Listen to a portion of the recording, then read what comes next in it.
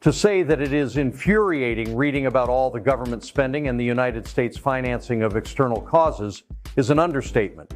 This is only exemplified by the amount of taxes that we must pay, and particularly what we deal with in the lovely state of California. How about those gas prices? Okay, enough about that. I start almost every note with some reminder of the amount of gain that has been experiencing this far in U.S. equity markets, almost unabated, and that I am expecting some level of pullback or digestion. Well, we may be experiencing it as I pen this note. I have gone on to say, for many reasons, that I expect this to be just a pause for the markets and not a significant decline. Well, we are around 5% from the highs of March 28th at 5,264 on the S&P 500. There are a number of subjects that I want to cover, but I think that the subject that is most prescient on the minds of investors is whether this is a digestion or the beginning of a more substantial decline. Here is where we are, with a green bar at different levels of support on the downside. These green bars represent likely places where buying could begin kicking in. The unfortunate thing is that going up tends to be a staircase and going down tends to be more of an elevator. As can be seen here, this has really been an almost straight up staircase since the end of October last year. Last week, the Dow Jones Industrial Average closed below its 50-day moving average, while the Dow Jones Transports broke below their 200-day moving average. The result is two pretty ugly-looking chart patterns on a short-term basis. Longer term, I do not think this is a problem, but in the short term, my cautionary stance on stocks of roughly a month ago, while a bit premature, was clearly reinforced last week. While there were a number of reasons offered for the stock slide, I think the real reason was really a combination of these three major unknowns. One, Middle East. Iran responded to the Israeli attack on their embassy in Syria. The response was breathlessly anticipated and thought likely to ignite further escalation in the region. Iran's retaliatory attack was surprisingly muted, drones and missiles, but plenty of warning so targets could be evacuated, etc. Iran has declared the response finished. This could clearly flare up again, but since the warning came out last week, selling into the weekend was a logical action. 2. Conflict translates into greater conflict and fear of a global confrontation. This is due to China, Russia, and Iran being joined and all collectively anti-US dollar, further escalating the friction of global conflict.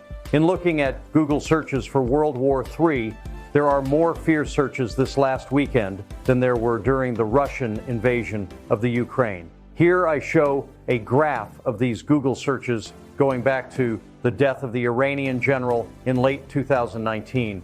3. Tax Day.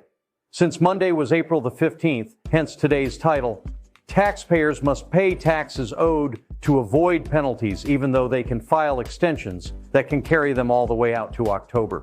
4. Economic strength that translates into interest rates being higher for longer. Last Wednesday was a strong CPI, followed by a firm PPI on Thursday, and then Monday of this week, retail sales were particularly strong, coming in up 0.7% versus the expectation of up 0.4%. On top of this, earnings are already coming in full steam ahead. Here is a chart of earnings reports thus far, but it should be understood that these all lead to higher interest rates. The higher rates on the 10-year really broke higher on Monday when the rate broke above 4.6%, up almost 3% for the day. I am including a link in the video description below of how to understand earnings season and how to read earning reports. This is from Fundstrat, and I found it particularly good and quite easy to follow for those interested. Even though the economic reports and earnings reports have been strong and not showing signs of abating, it must be remembered that inflation reports, as well as earnings reports, are backward-looking. They represent what happened, not what is going to happen. I found it particularly interesting that in the Wall Street Journal, they put a daily comic strip in that I found particularly fitting this past Friday. What I think is the clearest depiction of this is the core inflation, as evidenced by the core CPI and core PCE. Since much of our economy is consumption-based, consumer prices and prices in general tend to be indicative of what is happening with prices. As can be seen here, although core inflation is not down to the Fed's target rate of 2% since their high point in the beginning of 2022, they are clearly on the decline. It could very well be that we are at the tail end of the inflationary growth reports from the U.S. economy. If this is the case, then this could be the final push higher for interest rates, and in doing so, the correlative action to the short-term decline in the U.S. equity markets prior to their expected second-half rally expectations into the end of the year. I want to take a bit more time and touch on the new conflict in the Middle East and its timing. We are facing a moment of dual fragility for equities. We don't think stocks will fail this test. The two important factors, as I see it, are how broad is this Iran-Israel conflict going to be, and what will the Fed do if it does in fact spiral further. At this time, one cannot tell what can be expected to be Israel's response to the Iran attack. As shown earlier, there has been a huge increase in tweets and Google searches about World War III and stock market crash, so investors are bracing for the worst. And reasonably, it would be expected that many investors would de-risk in the face of Iran-Israel and the specter of a broader conflict. We are more concerned with the duration of the ongoing U.S. military support in multiple theaters, which may require incremental fiscal outlays. The first indicator that I watch is the price of oil.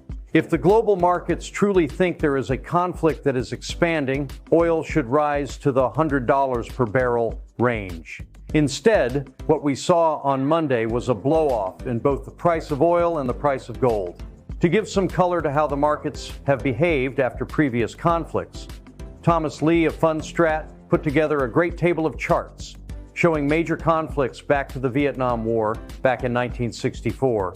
Although the initial fear action is a quick exit, these quick fear actions tend to be quite temporary. More important is the overall economy. In closing, I would like to stress once again that the stressful period that we are all experiencing with domestic politics, international conflicts, tax day, and short-term market declines are nothing abnormal. It is part of the process. None of these events are fun, but they are part of life, and we need to make sure we adapt to them and drill down and focus on our own individual situations. This is why I put together these weekly notes. Please take the time to think about yourself selfishly and make sure that you are saving as you should, taking care of yourself, your health, and your family as you should. And if there is anything at all that we can do to help, please don't hesitate to reach out and ask us for our input and suggestions.